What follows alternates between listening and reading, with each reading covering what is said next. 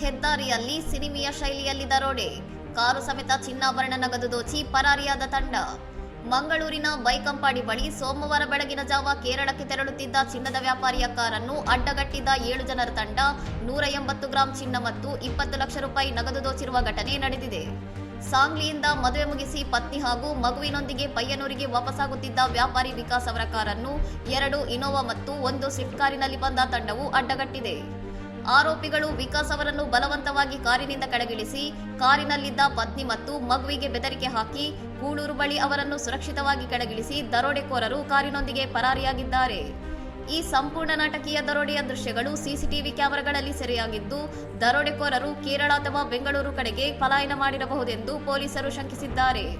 Panambur police ಠಾಣೆಯ ಹಲವು ತಂಡಗಳು ಆರೋಪಿಗಳ ಪತ್ತೆಗಾಗಿ ತೀವ್ರ ಶೋಧ ನಡೆಸುತ್ತಿದ್ದು, ಹೆದ್ದಾರಿ ಮತ್ತು ಸುತ್ತಮುತ್ತಲಿನ ಸಿಸಿಟಿವಿ ದೃಶ್ಯಾವಳಿಗಳನ್ನು ವಿಶ್ಲೇಷಿಸುತ್ತಿವೆ.